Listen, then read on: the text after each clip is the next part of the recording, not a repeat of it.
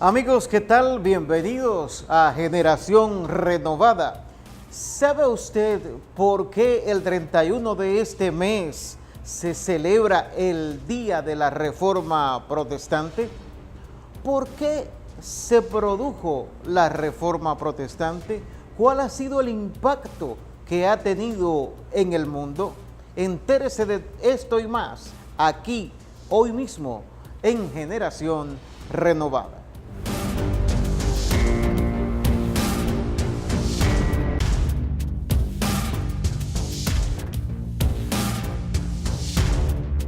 Amables televidentes, seguimos aquí en Generación Renovada con nuestro tema central de este día, la Reforma Protestante. Para ello tenemos como invitado al pastor Ramón Carmona Sierra, ministro de la Asociación de Iglesias Jesucristo Fuente de Amor. Pastor, bienvenido a este que es su espacio. Sí, saludo a mi hermano Camilo, saludo a cada uno de los hermanos y amigos que nos siguen a través de este programa Generación Renovada. Hoy, como dijo mi hermano Camilo, estaremos compartiendo algunos detalles pertinentes con relación a ese acontecimiento trascendental que marcó un cambio en la historia de la humanidad llamada la Reforma Protestante. ¿Qué sucede en el mundo? ¿Qué acontecimientos se dan que permiten este cambio, este paso a una reforma protestante? ¿Qué acontecía en el mundo y en la iglesia? Así es, sí. El mundo de ese siglo XVI, fue un mundo muy confuso debido a la intolerancia que por un lado mantenía la iglesia romana, la iglesia católica, por otro lado las presiones que ejercía sobre las diferentes naciones y también las situaciones políticas, sociales, las situaciones económicas que se daban en el mundo, también fueron elementos que de una u otra forma pues preparaban el ambiente para que se dé ese cambio, un cambio religioso, pero que no solamente trajo un trasfondo religioso, sino que también afectó en todas las áreas. Por ejemplo, en el área de la política internacional, nosotros vamos a ver que ya para el año 1453 se había producido un gran acontecimiento que fue la caída de Constantinopla. Eso a nivel de la política internacional. Pero a nivel de la política, por ejemplo, entre reinos, por ejemplo, en el caso de España, se daba un cambio donde habían surgido una nueva monarquía, la unión de dos matrimonios, los reyes católicos, Fernando e Isabel, habían traído un elemento de poder y de cambio en la sociedad de la península de España.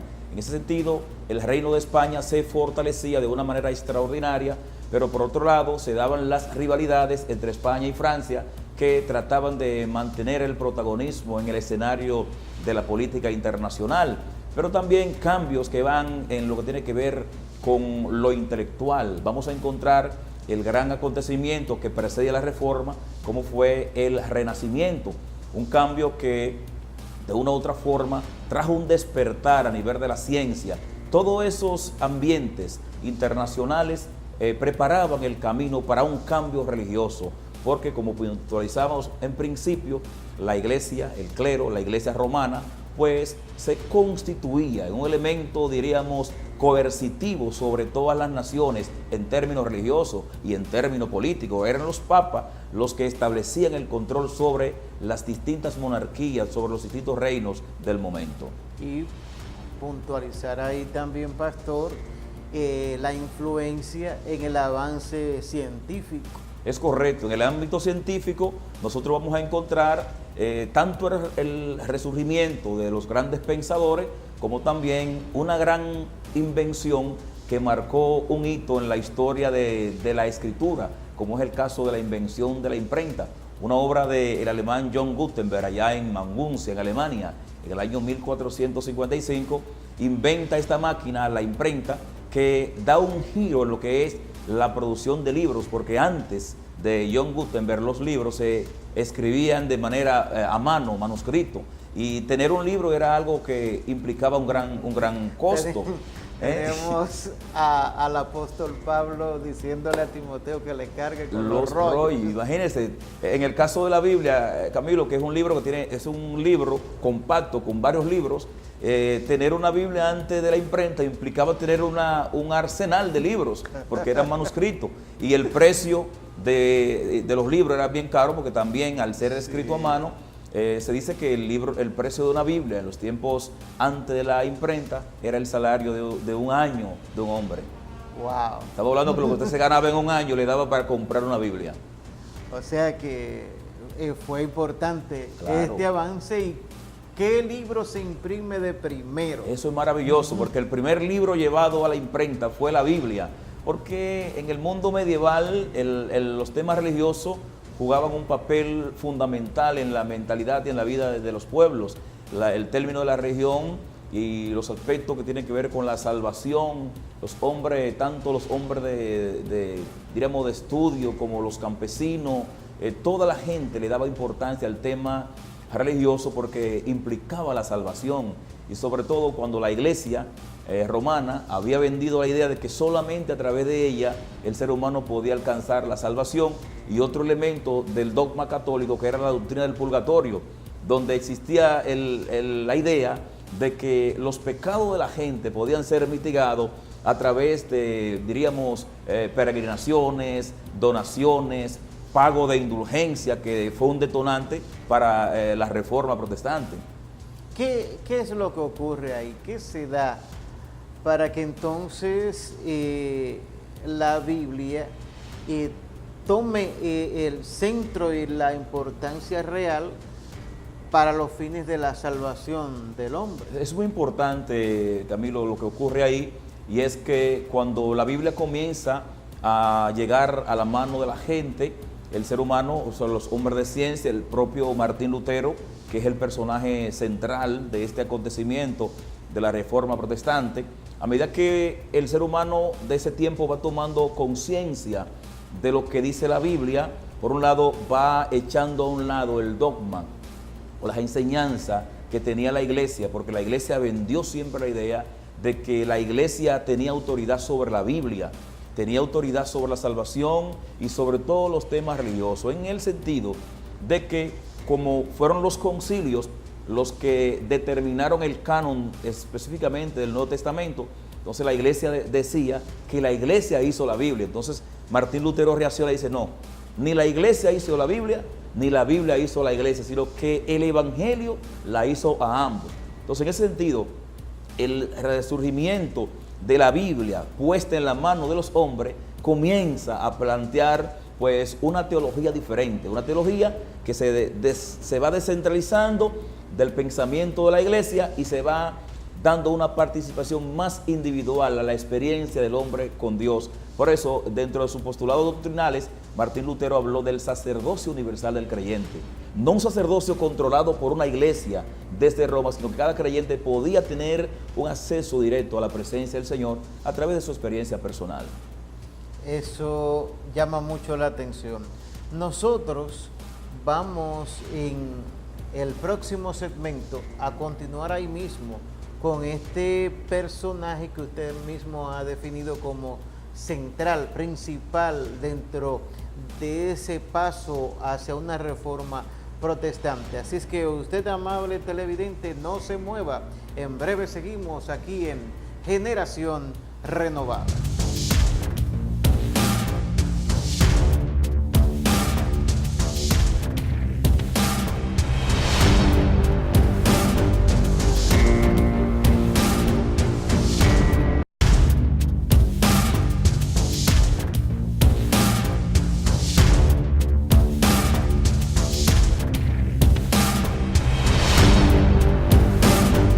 Seguimos aquí en Generación Renovada y en nuestro bureo tenemos en esta ocasión a Arturo Cabrera, quien está en Lancaster, en Pensilvania, Estados Unidos, donde la cantora Persis Melo estuvo celebrando sus 25 años en la canción cristiana.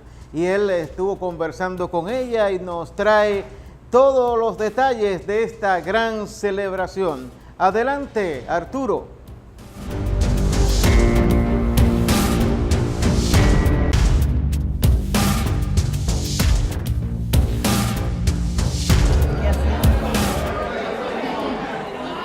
Bueno, señores, aquí continuamos con estas entrevistas para Generación Renovada. Pero en este caso con la protagonista, claro, humanamente hablando, de la actividad de esta noche. Los 25 años de Persis Melo, gran amiga, hermana, adoradora como se le conoce. ¿Qué más puedo decir de Persis? Persis, Dios te bendiga, bienvenido. Amén, gracias. Esto es un grato honor estar al lado de este hombre de Dios, como él dice, ha pasado los años, pero cuando Dios hace una conexión, yo le llamo conexión divina, porque no se rompe, pasa el tiempo, ¿verdad? Y siempre estamos aquí, es una bendición estar mirando a esa gente, queremos bendecirlo. Todo el que está ahí es bendecido. Qué bueno, señores. Persis es de los cantantes, la gente a veces tiene temporada. En el caso de Persis, ella siempre ha estado presente en los corazones a través de sus canciones. Y no hay una sola canción que no haya llegado al corazón de alguna persona.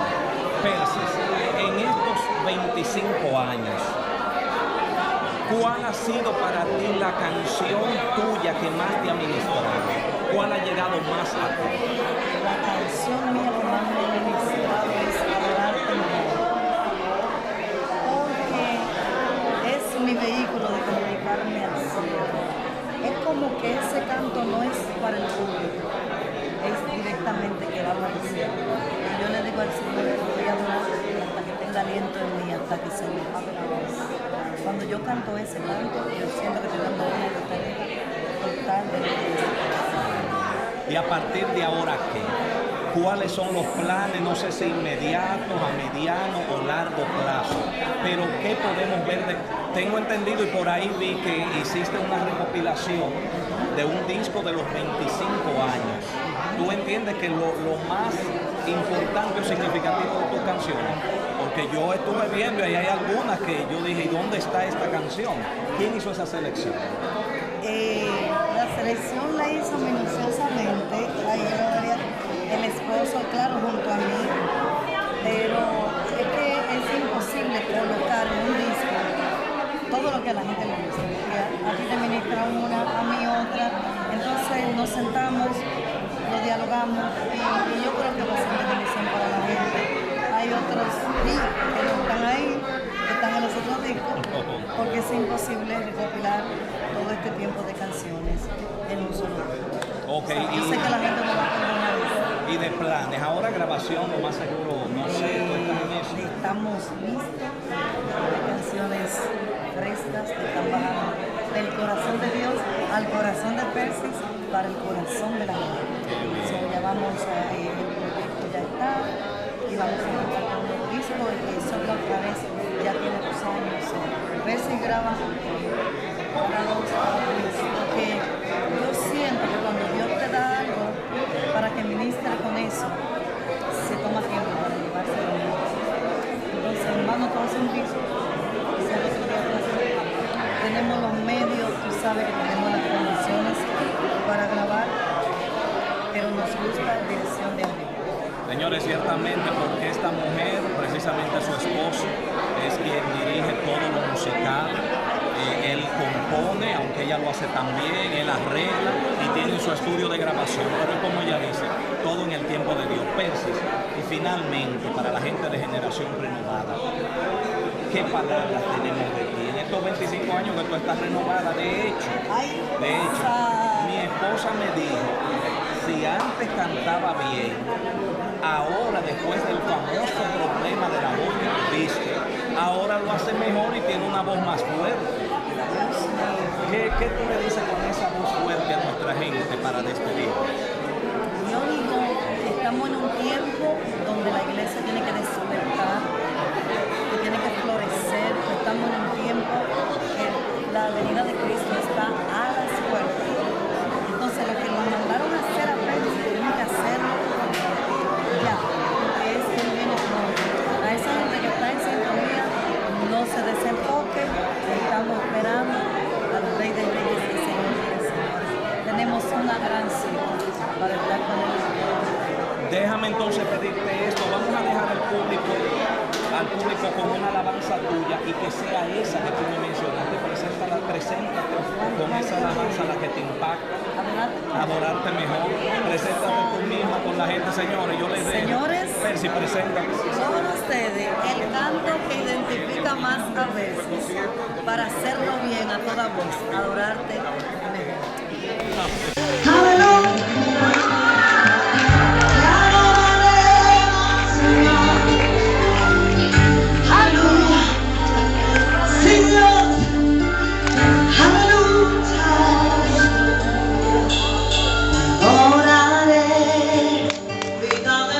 Alma de mi alma, dulce Nazareno, te adoraré, porque yo tan mala por mi tendré.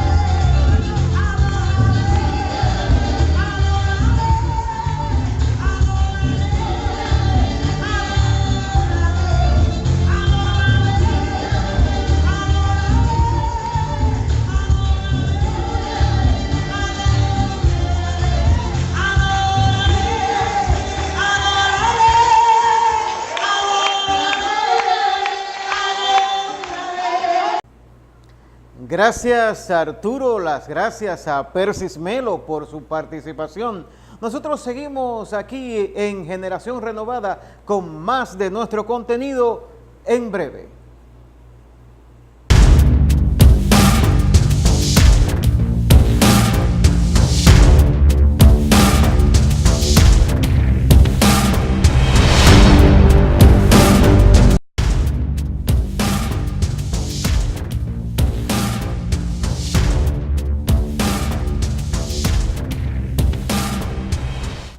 Seguimos aquí en Generación Renovada y continuamos conversando con el pastor Ramón Carmona Sierra. En un segmento anterior estuvimos hablando de aspectos puntuales que dieron paso a la reforma protestante. Me llamó la atención algo que todavía hoy día, en pleno siglo XXI, preocupa a la gente, y es el tema de la salvación. Ese asunto que tiene que ver con la eternidad. ¿Qué es lo que se da aquí en este periodo? Usted hablaba de indulgencias y todo esto para el perdón de pecados, que Lutero luego produce un revuelo. Háblenos un poco de eso. Sí, la doctrina medieval, que dicho sea de paso fue marcada por la Iglesia de Roma, había introducido un dogma llamado el dogma del purgatorio, que según la Iglesia Católica es donde van las almas de las personas que mueren y donde por un proceso, pasan por un proceso de purgar los pecados según algunas actividades que hacen los vivos en la tierra. Durante los días de Martín Lutero estaba en boga el tema de la doctrina del purgatorio y sobre todo había un proyecto impulsado por el Papa del momento, León X, y era la construcción del templo de San Pedro, lo que hoy es el templo del Vaticano, la Basílica de San Pedro. En ese sentido, al Papa le faltaban los recursos para darle término a esa obra y se inventa un proyecto llamado las indulgencias. Oiga, un indulto. Cuando hablamos de indulgencias, un indulto papal para perdonarle los pecados a las personas que están en el purgatorio a cambio de un pago, evidentemente, que hacen los familiares. Y esas indulgencias también se podían hacer por las personas vivas, o sea, comprar por adelantado su estadía en el purgatorio. El caso es que entrara algo. Exactamente. Entonces, ante esa realidad, aparte también de la corrupción que había en la iglesia, porque más que la indulgencia, lo que le llamó la atención a Martín Lutero fue también la corrupción que había en la iglesia, corrupción de ventas de puestos, la llamada simonías, que consistía en vender los puestos, los lugares de los obispos.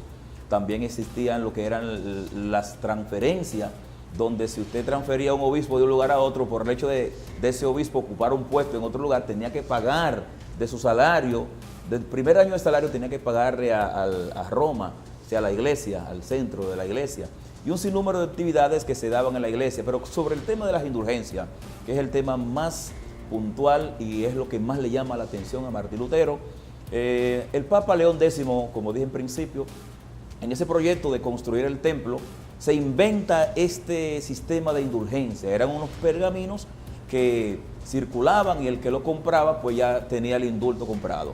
En ese sentido, él envía un mensajero llamado Juan Tetzel a Alemania con la finalidad de promover las indulgencias, pero en Alemania pasaban varias cosas. Lo primero es que era una sociedad con cierta disidencia a causa de la opresión que sentían los campesinos alemanes, producto de una crisis que se habían dado en la crisis de las minas, además de que ya el trono o el poder, diríamos, político de Alemania no era un asunto heredado, sino que era por elección. Entonces el Papa, de una u otra forma, tenía cierta incidencia en esas elecciones. Cuando Juan Tetzel llega a Alemania, vendiendo las indulgencias, se encuentra con un problema. Y el problema es que el elector de Sajonia, que era el lugar donde, diríamos, la jurisdicción a la cual pertenecía Martín Lutero, el elector llamado Federico el Sabio, que dicho sea de paso fue luego un protector de Martín Lutero, también ya él había sido empoderado de vender indulgencias en Sajonia. Entonces, en ese sentido, cuando Juan Tetzel llega, recibe el rechazo de Sajonia, pero Juan Tesel se establece en la frontera, allí llama a una gran multitud para venderle en la frontera las indulgencias que no podía vender en Sajonia. Cuando Martín Lutero se pone en contacto con esas acciones, es lo que a él le llama la atención y produce sus 95 tesis, que la mayoría de ellas están relacionadas con el tema de las indulgencias. La clava, la hace pública el 31 de octubre de 1517 y por eso es que es la fecha que los historiadores han tomado como el inicio, como la fecha que representa el inicio de la Reforma Protestante. ¿Tomó nota de eso? Ya usted sabe. En esa mañana Martín Lutero clava en la puerta de la Catedral de Wittenberg, que era la catedral de la universidad. La Catedral de Wittenberg era la iglesia de la Universidad de Wittenberg. Y allí produce ese comunicado ya público. Y bueno, en principio no llamó mucho la atención en el papado, porque habían otras atenciones a las cuales el Papa le estaba poniendo, habían otros temas al cual el Papa le estaba poniendo atención.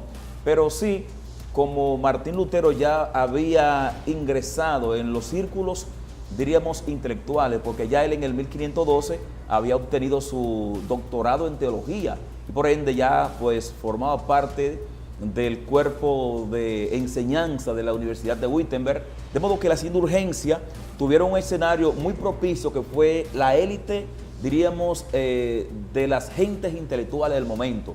Tuvo un gran impacto entre esos círculos universitarios, pero delante del papado realmente no tuvo tanta reacción hasta que más adelante va tomando importancia e incidencia, porque como es natural, lo que se dice en los círculos educativos de alta instancia, en el caso de las universidades, pues de una u otra forma llega a la gente. Y de esta forma, pues estalló ese movimiento llamado la Reforma Protestante, con esa publicación allí en la Catedral de Wittenberg, 31 de octubre de 1517. Y entonces, ¿qué ocurre con Lutero? Este hombre que se supone está llamado a seguir las directrices del Papa, de la Iglesia. Wow. ¿Qué ocurre con él? Porque bueno, realmente es una protesta sí, lo que está haciendo. Lutero comienza a vivir un momento bien tenso en su vida, tanto pública como privada, y tanto en su vida también como hombre de la Iglesia, porque era un monje de la Iglesia Católica y él siempre, sus pretensiones no fueron nunca salir de la Iglesia, sino traer un cambio a la Iglesia. Entonces, en ese sentido, a partir de que él hace pública esas tesis, comienza un proceso donde ya sí, un año siguiente, comienzan los líderes de los diferentes movimientos, diríamos, eclesiásticos del momento, a sentir atención sobre el tema que ya inquietaba a la comunidad alemana. Y en el año siguiente, el 26 de abril de 1518, entonces el Papa se interesa y envía a un emisario allá al convento, podríamos decir, o al grupo al cual pertenecía Lutero, que era de la orden de los agustinos, y allí Martín Lutero se reúne con ellos en la llamada Dieta de Heidelberg. La Dieta de Heidelberg era el momento donde Martín Lutero iba a presentar ya no las 95 tesis, sino iba a presentar 28 tesis más, que era la base de la doctrina que ya él sustentaba. Porque como dije ahorita, maestro Camilo, las 95 tesis estaban relacionadas con el tema de las indulgencias. Ahora esta nueva 28 tesis que él presenta allá en Heidelberg, la Universidad de Heidelberg, están relacionadas con la doctrina, y él es escuchado por sus compañeros de ministerio de la orden de los agustinos, y más adelante se comienzan a dar unos procesos muy significativos, y es que ya el mundo a nivel de la política seguía su proceso de cambio y que al mismo tiempo se convertían en elementos, diríamos, de presión para Martín Lutero. Me refiero a la llegada al trono ya imperial de un nuevo emperador llamado Carlos V. ¿Qué papel juega Carlos V ahora en el tema de la reforma? Carlos V en el 1516 ya él había heredado el trono de España. Él era nieto de los reyes católicos y hijo de Juana la loca, que por ser loca no pudo heredar. Entonces él hereda el trono de España, pero también le tocó heredar el imperio alemán, que llama Maximiliano I, que era el emperador de Alemania, muere en el 1519. Entonces en ese escenario, donde ya la reforma es un hecho, es una realidad que está pues trabajando en la mentalidad del mundo conocido, entonces Martín Lutero tiene que enfrentarse más adelante a la persona que más poder en el momento manejaba, y es nada más y nada menos que al emperador, al nuevo emperador Carlos V por la parte de Alemania y rey de España Carlos I. El mismo Carlos V es el Carlos I, primero en España y Carlos V en Alemania. Entonces, en ese sentido, Martín Lutero es citado a una dieta o a una reunión con la finalidad de que él cambie de opinión, y es la llamada Dieta de Worms, en el año 1521, 17 de abril, y allí frente al emperador el Papa insta al nuevo emperador a que él debe provocar que Martín Lutero cambie de opinión. Entonces en esa dieta, allá en Worms, Martín Lutero está frente al emperador, que dicho sea de paso, no está de acuerdo con la reforma. Entonces está enfrentando al hombre de más poder del momento, pero también está enfrentando al Papa. O sea, la situación de Martín Lutero en toda su vida fue una situación bien tensa. Esto producto incluso de la misma influencia de la iglesia en los gobiernos. Correctamente. En ese sentido, a él es instado a que cambie de opinión, y él dice que no, que solamente de aquello que la Biblia contradice, él podría cambiar. Solamente lo que la Biblia o la razón contradice, pero de lo contrario, si lo que él enseñaba no estaba en contra de la Biblia ni de la sana razón, él no cambiaba de opinión. Pastor, pero así como los judíos tienen su fundamento de un solo Dios, también Lutero, dentro de sus trabajos, sus tesis, planteaba 5 unidades. Quisiera que le dejara esto a la audiencia ya en la parte final. Muy bien, después de ese análisis teológico que Martín Lutero hace de las Sagradas Escrituras, llega a una conclusión muy bíblica, porque él fue muy seguidor tanto de Agustín como de San Pablo. Y él, aparte de las 95 tesis, la tesis de Heidelberg, la 28 de Heidelberg, plantea 5 puntos fundamentales sobre autoridades para el cristianismo. Y habló, por ejemplo, en el caso de la Escritura. Solo la Escritura es autoridad sobre la iglesia. En contrario a lo que enseñaba la iglesia, que decía que la iglesia hizo la Biblia, entonces Martín Lutero enseñó que la Escritura es autoridad sobre la iglesia, solo la Escritura. Amén. También habló de solo a Dios la gloria, porque como el Papa era un elemento de recibir gloria y vicario de Cristo, como se vendía la idea, entonces solo a Dios la gloria. Amén. Solo Jesucristo el único medio de salvación, y solo la salvación por fe. O sea que ahí está, de manera resumida, esas 5 soli que Martín Lutero planteó, que iban en contra de las enseñanzas de la escolástica que enseñaba todo lo contrario: autoridad a la iglesia, autoridad al Papa, autoridad a todo el sistema, en contra de la Biblia, en contra del Evangelio. Entonces Martín Lutero enseñó lo que puntualmente la Biblia dice: solo la Escritura, solo a Dios la gloria, solo Jesucristo el medio de salvación, y solo la salvación por fe. Quiera Dios que estos planteamientos de Lutero pues también hagan hincapié en su vida hoy, apreciado televidente. Nosotros por este programa vamos a dejar el tema ahí, pero usted va a tener que volver para continuar en nuestro próximo espacio, la próxima semana, la Reforma Protestante. Usted no se mueva, que hay más contenido en Generación Renovada.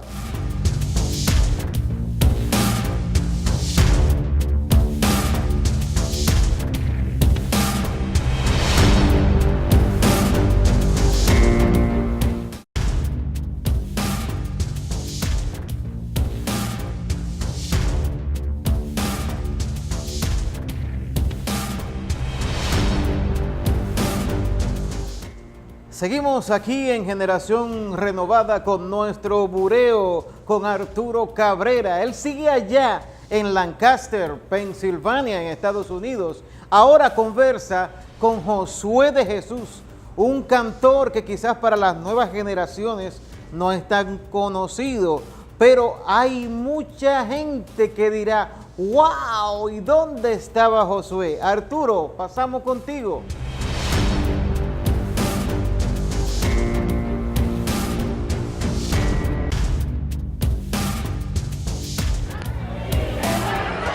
Aquí estamos, gente de Generación Renovada, con Josué de Jesús.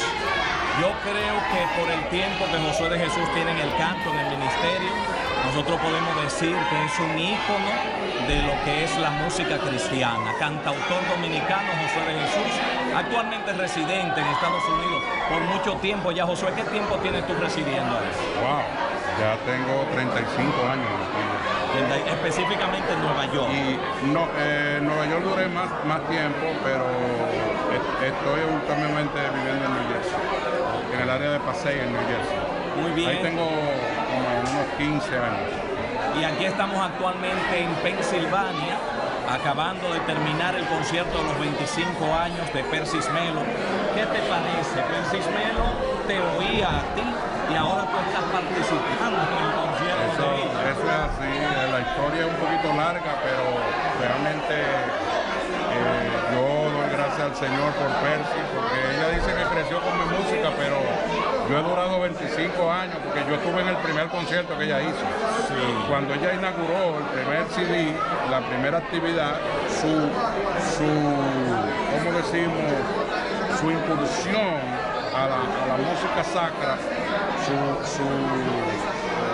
primera presentación, su primer concierto, yo estuve ahí, que fue aquí mismo en Lancaster, hace 25 años de eso. Y 25 años después aquí estás. Aquí estoy y espero estar en los próximos 25 más, porque aunque sea un monumento, un viejito ahí, tú sabes, pero estar, porque no me pongan a cantar, pero por lo menos estar ahí. Amén, Josué. Y finalmente, sobre ti, ¿qué proyecto hay?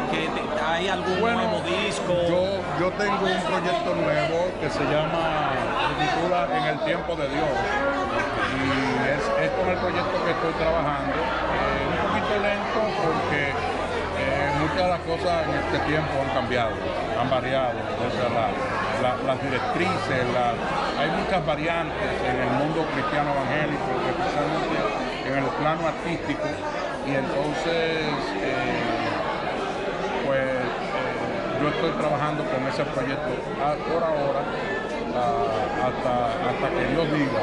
Porque lo que pasa, Ramón, es que a mí no me gusta estar grabando por grabar, por llenar una cuota de presencia en el no, yo creo que yo debo hacer propuestas concretas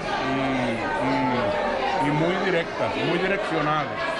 Mi música es una música profética, una música al día, una música, yo trato de hacerla con un carácter no artístico en el plano de que se pegue, que se oiga. A mí no me interesa mucho que se pegue. Yo lo que quisiera es que el trabajo perdure, esté ahí, porque lo que se pega a veces se despega. A veces lo que se pega se despega, pero yo creo que los trabajos que hasta ahora he hecho, con la ayuda del Señor, pues han estado trabajando en la mente y el corazón de buenos amigos. Y yo no tengo fanáticos, yo tengo amigos que les gusta mi música, que se complacen, que les gusta cuando yo ministro, cuando yo canto, cuando yo adoro al Señor y disfrutamos y nos gozamos. Hay muchas variantes ahí, pero el propósito es adorar al Señor y testificar de lo que Dios ha hecho. Josué, un saludo a toda tu gente de Santo Domingo. No sé qué tiempo tiene, que no vas por allá. Un año. Yo fui al aniversario 70 de, no sé si lo supiste, al aniversario 70 de Arca Salvación. Sí, ciertamente. Yo quise estar por allá, pero causas ajenas a mi voluntad no me dejó. Yo sé que ahí está José Ramón Vázquez, mi amigo, que me sorprendió. Me sorprendió el día de hoy, pero tú hablas de mí y tú hablas de mí, pero yo estoy enfrente de dos íconos, porque tú, para el 89, cuando yo hice Superman, tú fuiste el representante de Spanish Latin Rico, de Melvin Estrella, no me han hablado. Este evento de ver la carita de muchachito y con una hija grande, con nieto. Claro, como eres de ahora. No, un saludo muy afectuoso. Estoy muy contento. Siempre estoy contento y feliz cuando me reúno con mis amigos. Así es que ese es mi vida, ese es mi mover y eso es lo que me nutre y me llena de Dios para poder llevar a cabo la obra del reino. El reino vamos a estar entre amigos. Jesús dijo, yo le haré a ustedes mis amigos para que sepan de los misterios que yo tengo. Y estoy haciendo moradas, casas, para que ustedes estén, para que donde yo estoy, ustedes también estén. O sea, va a ser un reino de amigos, no de enemigos. El que está bregando enemistad en este tiempo tiene problemas serios. Así es. Señores, pues gracias Josué de Jesús, un gran amigo, hermano en Cristo. Si ustedes no saben, este hombre me puso, yo dije, ¿quién es este en Facebook? El bendito predicador. ¿Qué es esto? Ella fue que me dijo, es mi papá. ¡Qué Ramón! Sí, señor, porque tras las cámaras tenemos a Noelia, mi hija mayor, a quien Josué se refiere. No, y Noelia y yo cantamos en Brooklyn, con Miguel Tapia y Mate y compañía. Nosotros cantamos muy bonito, muy bonito. Yo necesito que ella siga y trabaje eso. Sí, ella, tú sabes, Noelia, no deje que nadie, ¿verdad? No, te tome tu color. Así mismo. Bueno, señor, y le dejamos a ustedes precisamente. Esa está bien. Esa es mi amiga también en Facebook. Esa no está fácil. Salúdamela. Yo la vi en el video, ¿verdad? Sí. Pero me gozo de que tú estás aquí, que pudiste venir por aquí, por nuestros medios. Y ya tú sabes, Ramón, tú sabes que tú eres mi amigo full, pana full, del alma no quiere decir que estemos mal porque no nos veamos. No hay nada malo, no hay nada malsano, no hay nada erróneo, sino pero tú sabes que yo estoy aquí para ti y yo sé que tú estás ahí para mí. Y yo aprecio tu amistad de años, lo aprecio, de verdad. De verdad, Ramón. Muchas gracias y vamos entonces a dejar al público con una de tus alabanzas. Amén. ¿Cuál tú quieres que veamos? Bueno, hay muchas áreas. No solamente está el águila, está en la zona de Dios, poderoso. Y una de las nuevas se llama la canción En tu presencia. Muy rica. Señores, pues vamos a ver cuál elegimos. Le dejamos a ustedes con Josué de Jesús. Gracias. Yo quiero bendecir al Señor con este canto. Se titula Como el águila. Aleluya. Permite que el Espíritu de Dios te ministre a través de ella. Aleluya.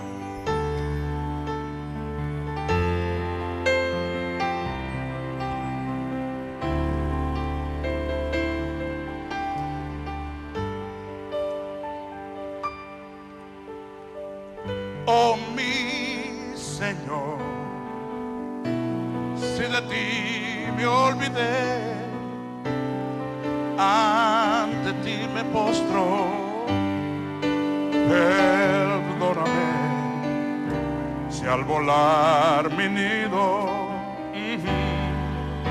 yo he perdido.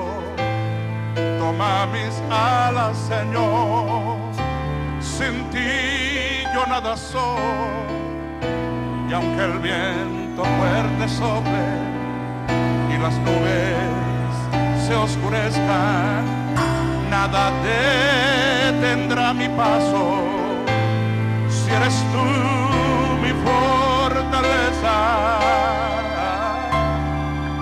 y que me golpeen las olas de la paz,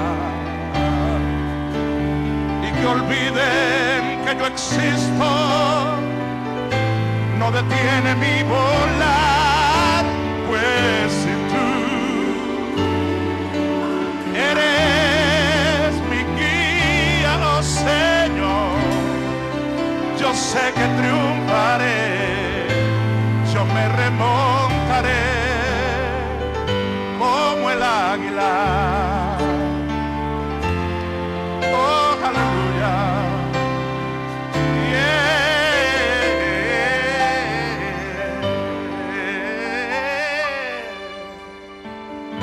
Si me ha herido una lanza de un cruel cazador, y si al pasar los años aún siento dolor, sé muy bien que en tus brazos, oh, yo no he de temer.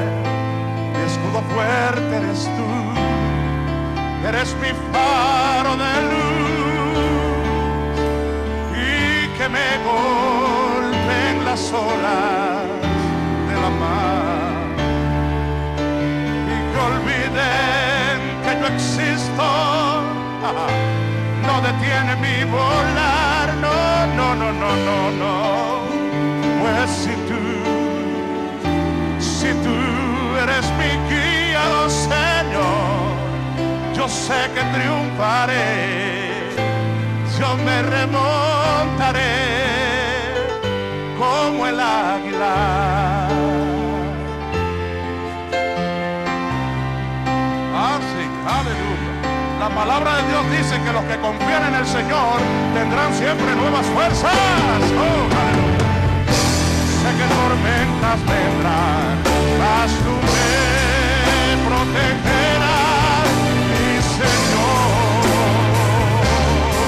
Y aunque el viento fuerte sople y las nubes se oscurezcan, nada detendrá mi paso, si eres tú mi fortaleza, y que me golpeen las olas de la mar, y que olviden que yo existo, no detiene mi volar, pues si tú eres mi guía, oh Señor, yo sé que triunfaré, yo me remontaré como el águila.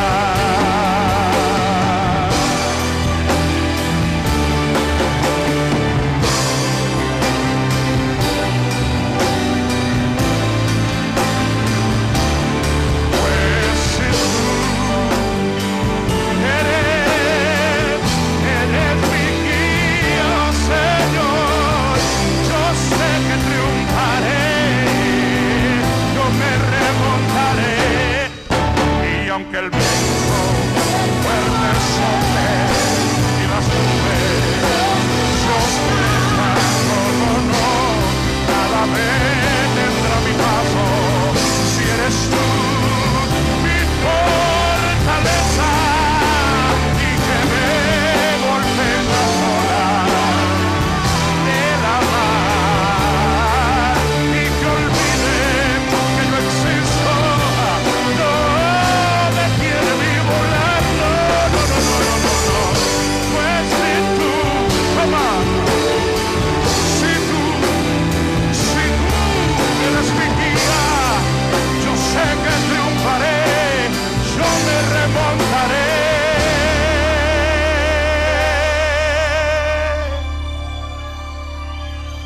como el águila.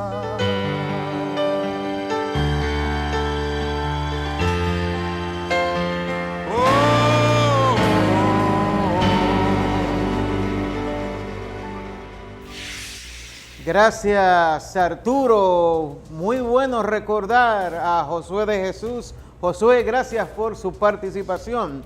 Y nosotros lamentablemente llegamos aquí al final de este su espacio Generación Renovada. Usted puede mantener el contacto, la comunicación con nosotros a través de las redes sociales, tanto en Facebook como en Twitter, Gen Renovada.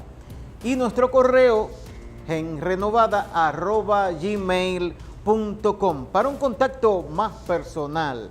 puede llamarnos al teléfono 809-564-6117. Esa es la vía. Si necesita la oración, alguna orientación, llámenos, estaremos ahí para usted. Esto ha sido Generación Renovada. Nos vemos la próxima semana. Que el Señor les bendiga.